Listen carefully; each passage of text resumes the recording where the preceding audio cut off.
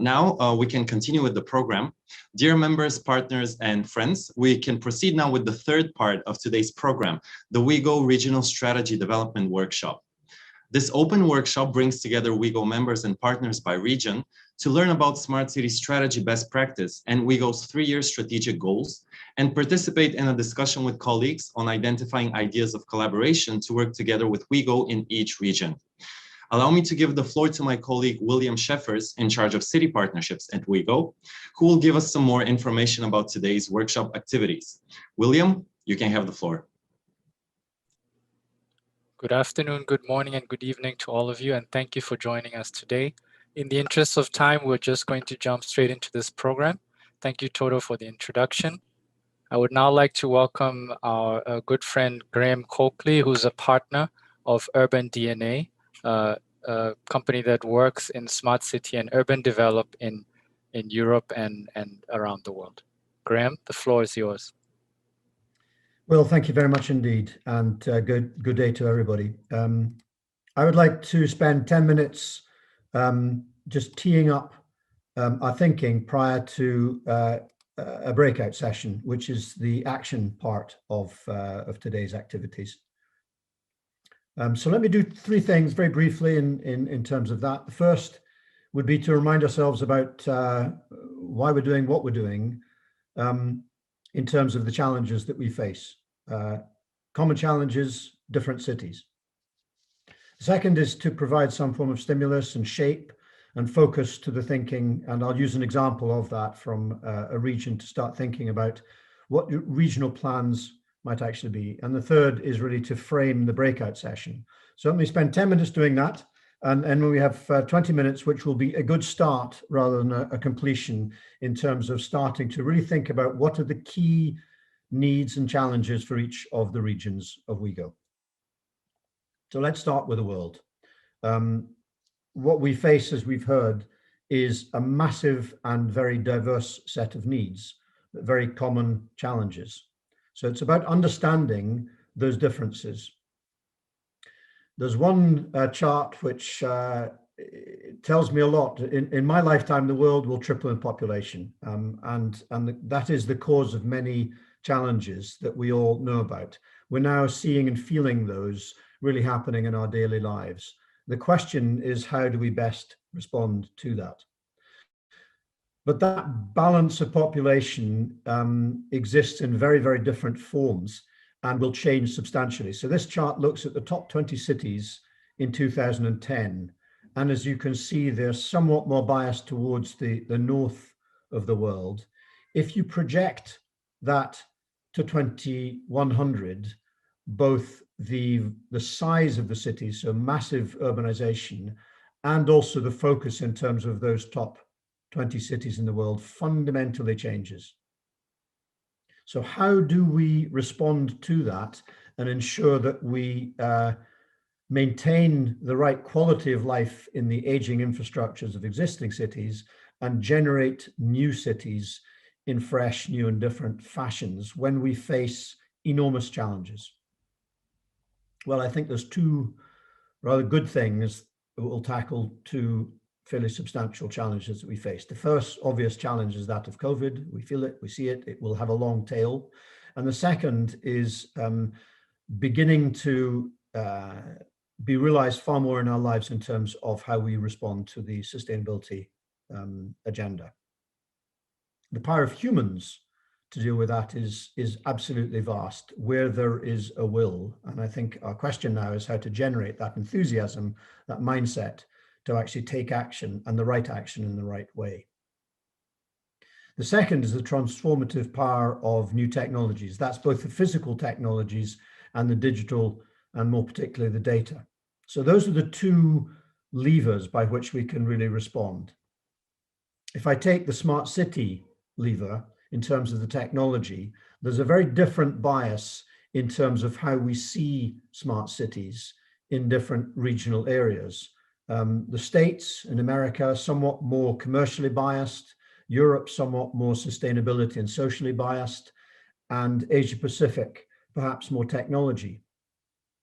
But what's going to happen in Latin America? What's going to happen in Africa? Hopefully, we can generate the power of all three of those different perspectives. And I think that poses the question of how the different regional offices understand the current context and where they're going to move to, and how they can work with other regions as a network in WeGO to make that all work.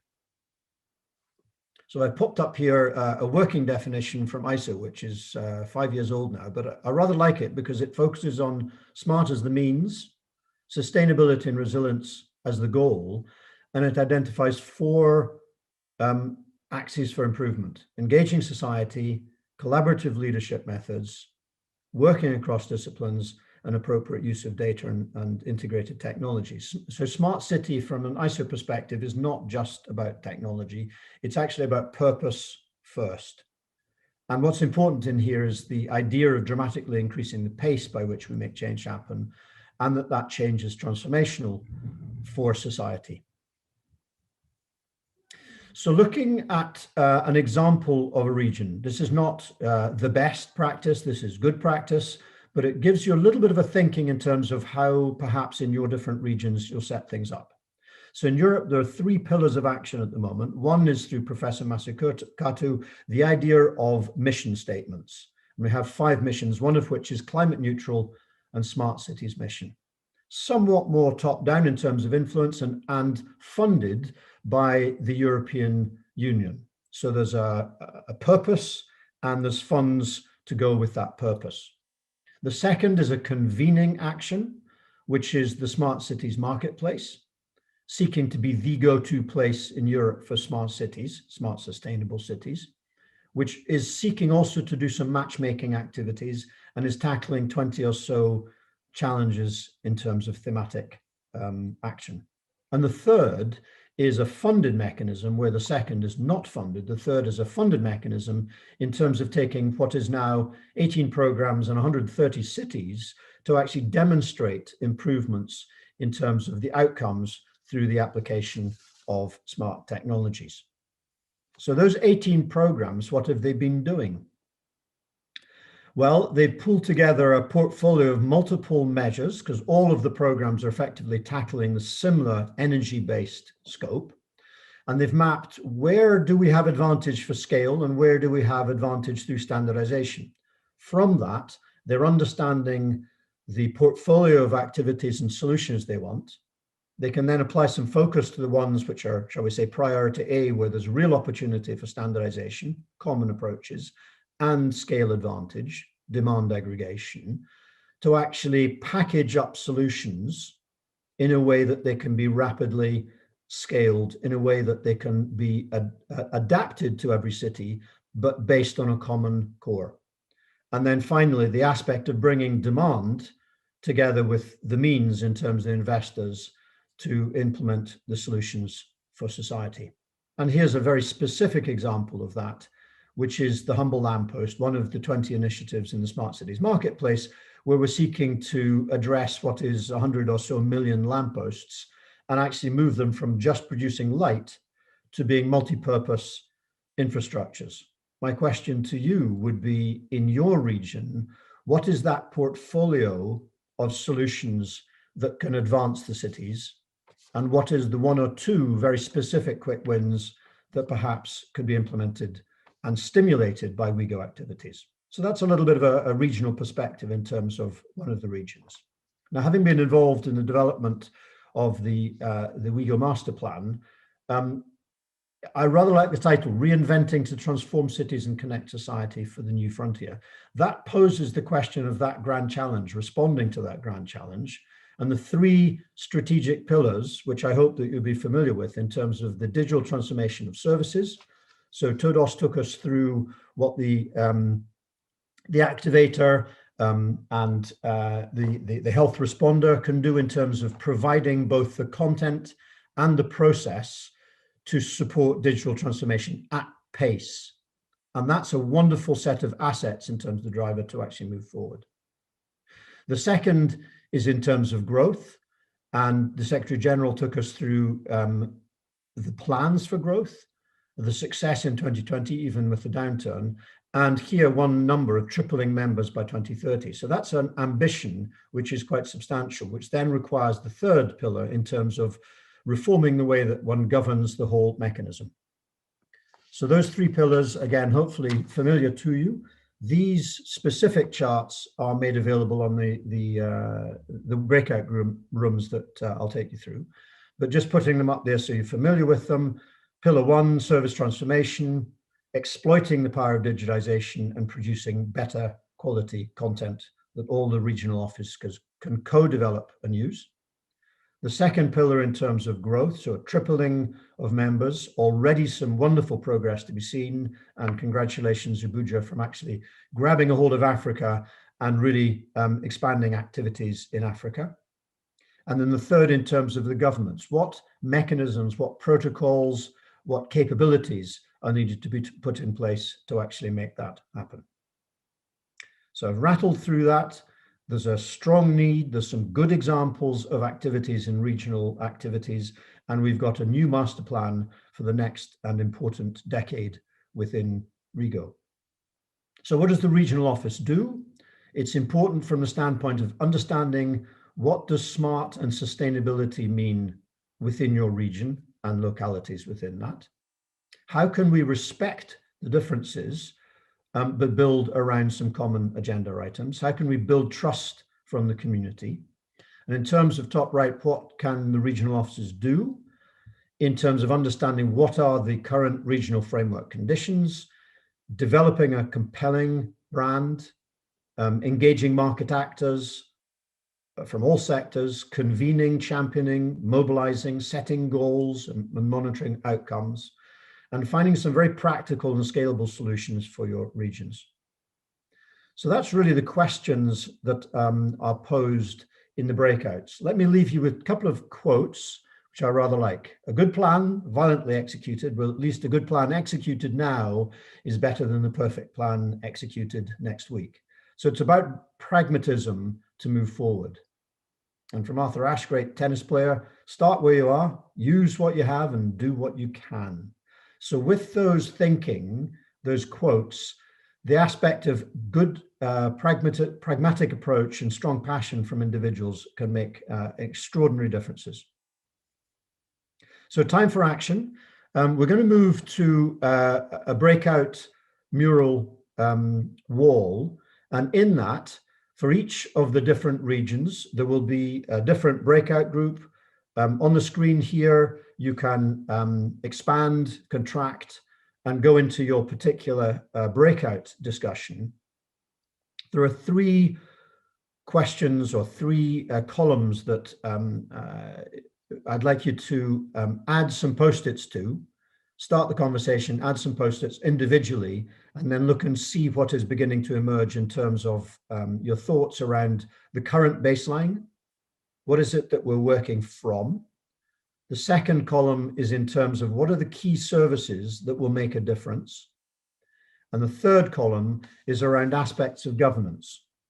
I think what would be useful to think about in there are perhaps developing through the conversation three key points that fall out, particularly for the second and third column. So what are the three key points that you can perhaps synthesize and discern in terms of the services that you can focus on this year and the steps you can take to improve the governance within the region?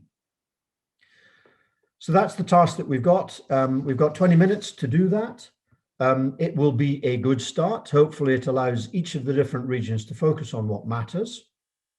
And then we'll come back together just by way of a short pause for close. So perhaps Will and Todor, you can take us through how we dissolve ourselves into 5 different breakouts. Thank you very much, Graham, for the insightful presentation. It's always a pleasure to hear from you and from your experiences. So Graham has set the tone for us and explained what the task is.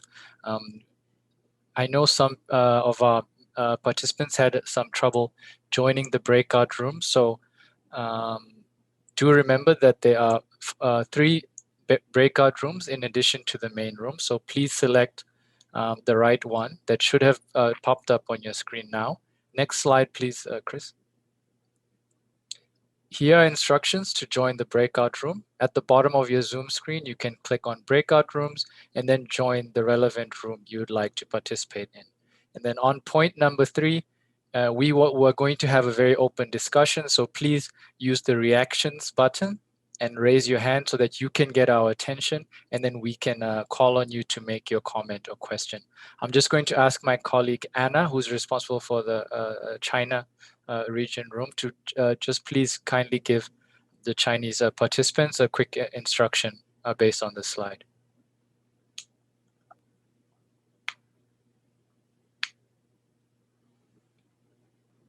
Anna?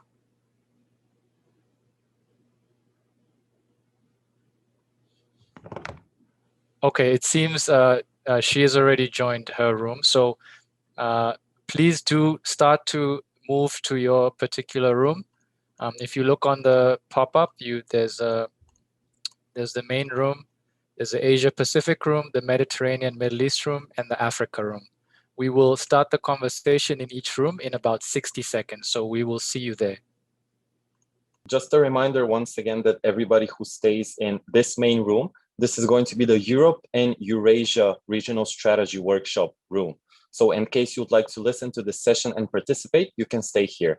If you'd like to join any of the other breakout rooms, please do so according to the instructions. You can select the breakout rooms at the bottom of your screen with the button breakout rooms. So we'll give you a few seconds just to settle in, and then we will start with the Europe Eurasia Regional Strategy Workshop in this room. Thank you.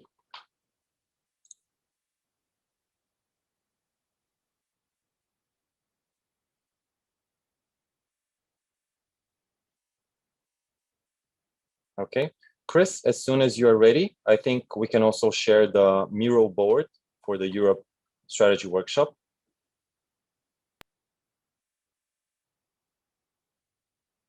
Thank you.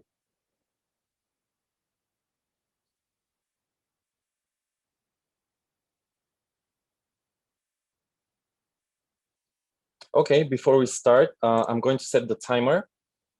It's already been set. So we have around 20 minutes for this short workshop session. Welcome once again to all of our participants from different parts of the region in this workshop for the Europe and Eurasia Regional Strategy Development. So what we're going to do is, as Graham explained to us, we're going to divide this workshop into 3 small blocks. The first one is going to outline the current trends and challenges in the region. The second one is going to focus on the specific city needs and possible solutions. And the third one is going to focus on regional activities. On the Miro board, this is the platform that we're going to use for this workshop. My colleague Chris is going to take down all of your comments and suggestions. And just to remind you once again that this is going to be an open discussion. So in addition to the questions that I will pose to some of the participants, you're free to also give your input by using the virtual hand raise, which you can access with the reactions button on the bottom of your screen, or you can unmute yourself and give your comment verbally. Thank you. So for the first part, which is called the baseline, I wanted to outline once again some of the key trends in Europe and specifically the European Union. Some of them were touched upon by Graham just a few minutes ago. But first, let me tell you that WeGO has around 30 members in Europe and Eurasia. This includes the European Union, Russia, the Caucasian region, and Central Asian members as well. These include local governments, a regional office in Ulyanovsk region, institutional and corporate members. By working together, WeGO aims to increase its presence in Europe and deliver more services catering to the needs of members and partners in this region.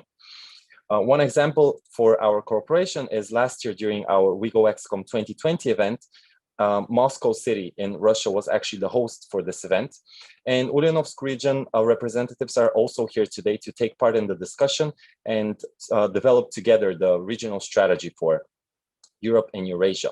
So as Graham mentioned, some of the focus in recent years in Europe is very much related to sustainability, interoperability, and openness of the civil ecosystem while ensuring fundamental human rights and data protection for citizens in the region, mainly through the European Union institutions.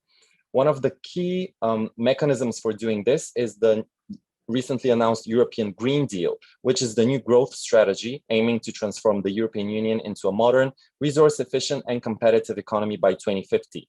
The main goals of the action plan are to boost the efficient use of resources by moving to a clean, circular economy, and to restore biodiversity and cut pollution. As part of this overarching strategy, the European Commission also adopted an action plan in 2020 on the design and production for a circular economy. And according to early forecasts, the ambitious plan aims to increase the EU's GDP by an additional 0.5% by 2030, creating an additional 700,000 new jobs. In addition to this, Horizon Europe is a new research and innovation framework program, which aims to fund 5 separate missions. And one of those missions is specifically dedicated to smart cities. It's called the Climate Neutral and Smart Cities. The target of this mission is that by 2030, to promote and showcase 100 European cities in their systemic transformation towards climate neutrality.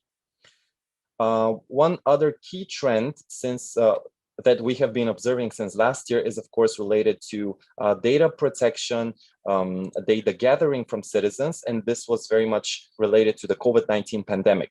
As we know, in Europe, in the European Union, there is a strict policy on personal data protection, the GDPR legislation in the European Union, which, however, proved flexible enough so that to accommodate some of the solutions needed in emergency situations, such as the COVID-19 pandemic. So these are some of the overarching trends, but this, of course, extends outside of the European Union as well, since this region also encompasses countries in Russia, Central Asia, and the Caucasian region. In Russia, for example, we know that the digitalization of public services has also been on the rise in recent years.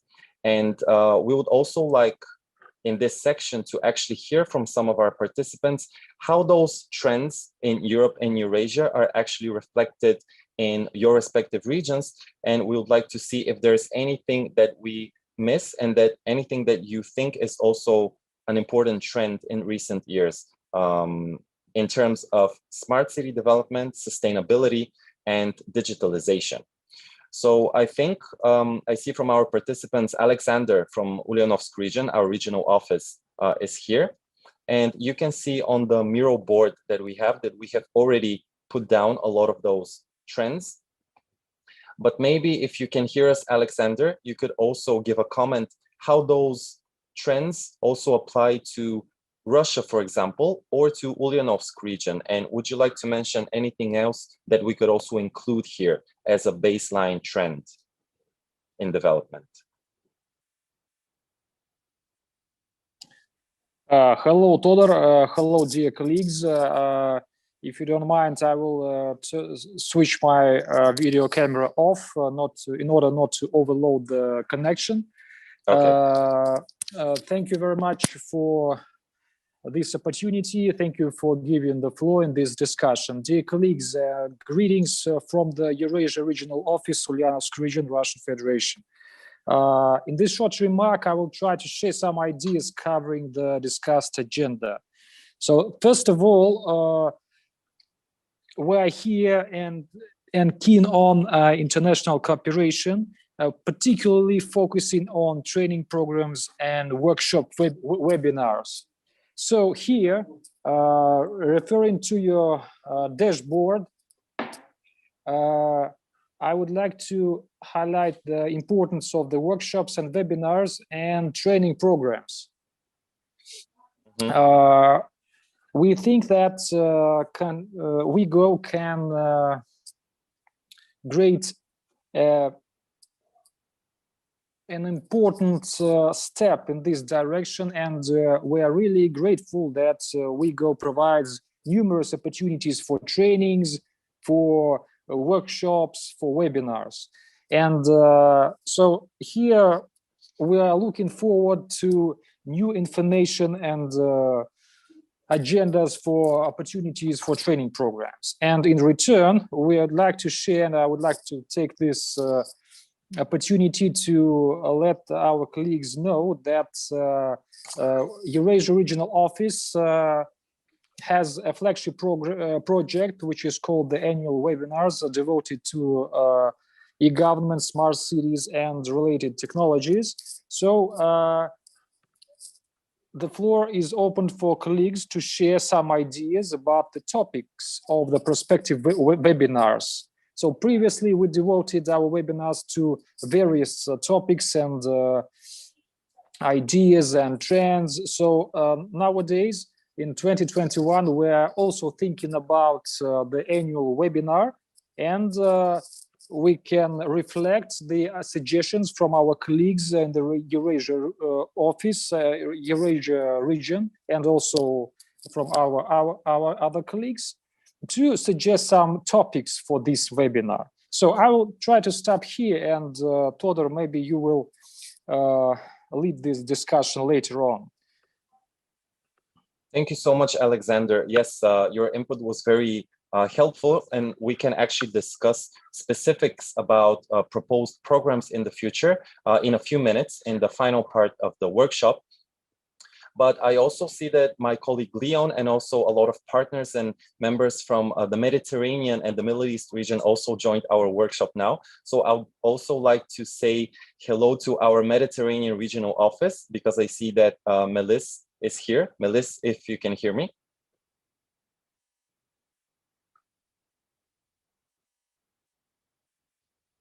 Okay, I think they can join in a few seconds, but yes, so we have representation from that region as well. And because of the close proximity to the EU, I'm sure that a lot of the trends are also giving their effects on the respective regions as well. Okay, so moving to the second part of our agenda for today, in the middle section of the board, you can actually see the services chart, the services board, in which we have outlined some possible needs that cities in the region might need. So basically, here we have presented some possible needs that cities of the region may have when planning and implementing smart city policies. So these might be related to technical assistance, access to finance, implementation, planning, and of course, the impact of COVID. So this is also one of the big topics that has been concerning cities, especially in their smart city project planning since last year. So we were hoping to hear from some of our participants what kinds of needs and what challenges does your city and your region face when planning smart city projects. So here I would like to give the floor to some of the participants if anybody is willing to give their input. And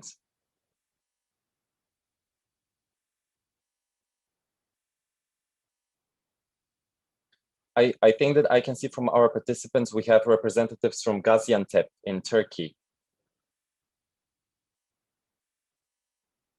If the colleagues can hear me from Gaziantep in Turkey.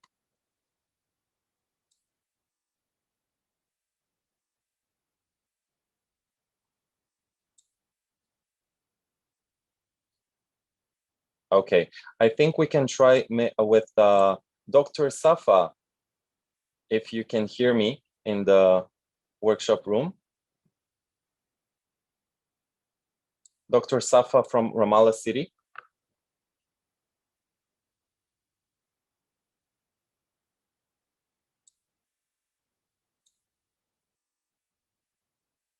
Okay, we can try in a few seconds. Ramallah City is actually one of our very active members, with which last year we also implemented a project, and they participated in the WeGO XCOM session for the Smart City Driver in the second half of last year. I think that if we don't have any other comments for now, I think I can go back to you, Alexander, from Ulyanovsk region, and maybe you can share with us a few of those needs and challenges that you have identified in Ulyanovsk region, and something that you think could be improved in the future when planning smart city projects for the cities in the region. Thank you, Todor. A little bit overwhelming, of course, to share some ideas during this just 20 minutes and actually 5 minutes to cover everything.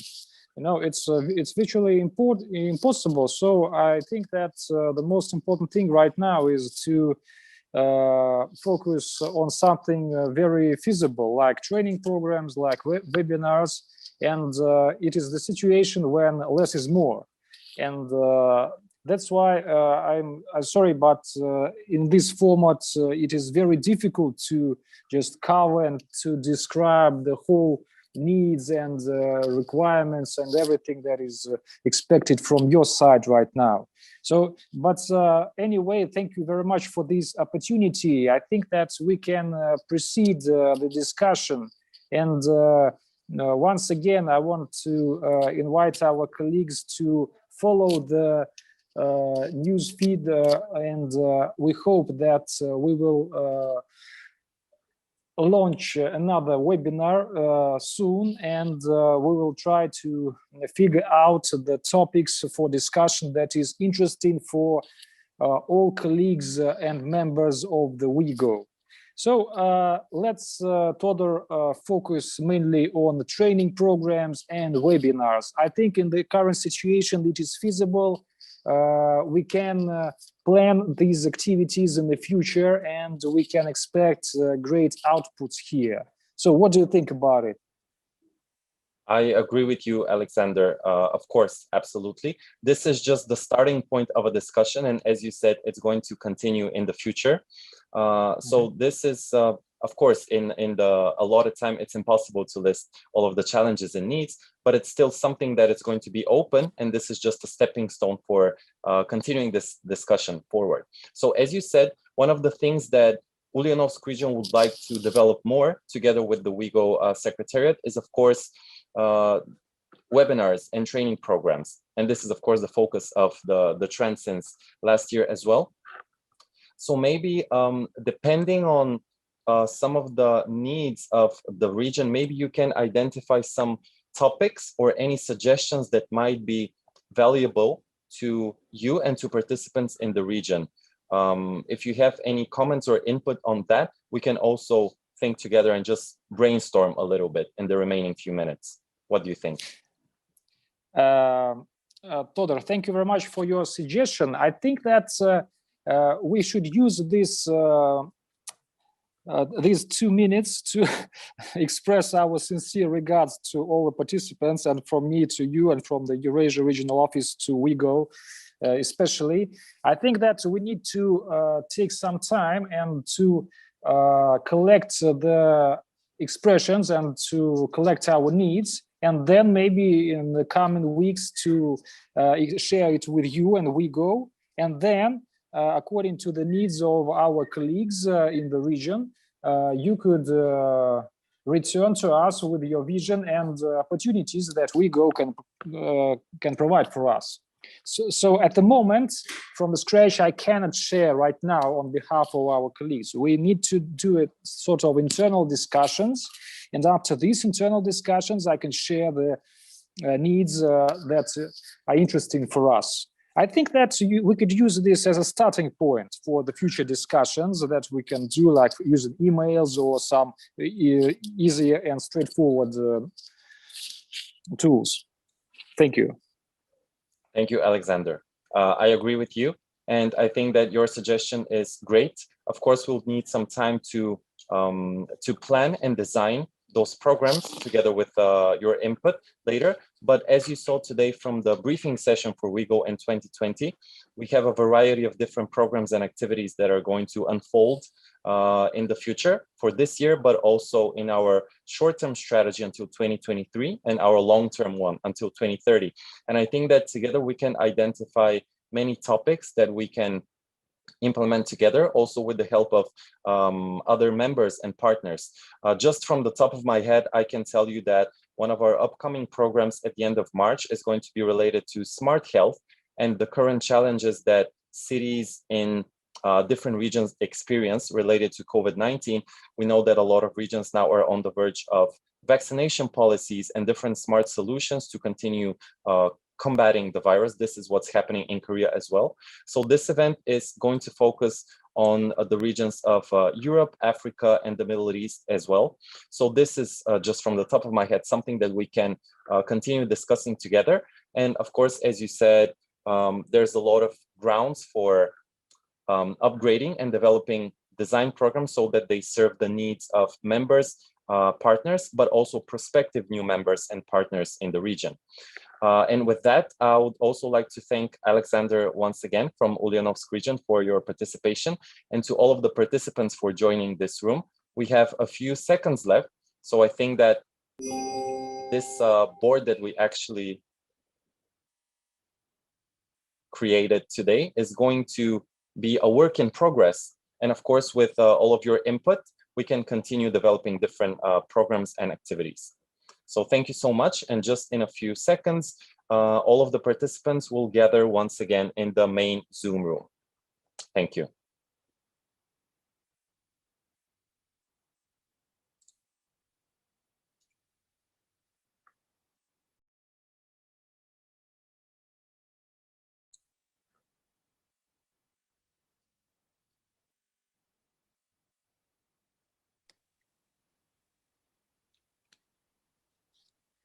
Hi, Todor. So people are moving back into the main room at the moment, if I understand correctly. Yes, that's true. We are actually in the main room right now, so everybody should be joining us very shortly. Jolly good, jolly good. As my colleague Alize just shared in the chat box as well, I think that the survey form that we shared with participants is going to be of great help to the WeGO Secretariat, also for all participants to give your input on what kind of programs and activities you would be interested in the future. And then, of course, with the continuation of those discussions, we can design those programs together later. Yes, thank you very much, Toto, and thank you everyone who was in the rooms for the discussion. We realized the time was very short, and we are definitely going to reach out to set a time and date to bring you to the table to continue this conversation. I'd just like to introduce once again Graham to just have some final thoughts before we wrap up. Yeah, thank you, Will. And indeed, the task of defining a strategy in 20 minutes has defied us all. I said at the beginning, it's about making a good start. And I think that's the important thing. It's to bring the various different parties together to look for each of the regions at what is distinct in the region. What are the particular challenges you face? And what are some of the very specific ideas around solutions? And I would suggest the boards will probably remain open, that the process needs to continue to engage regional colleagues to really come up with some great ideas to find those very small number of very specific things that can make the WeGO activities distinctive and action-oriented and pragmatic. So that would be, I think, key things. And I saw some in the Africa room as an example, some really interesting discussions and slightly different ones, you know, in Asia Pacific in terms of some of the ideas that could emerge.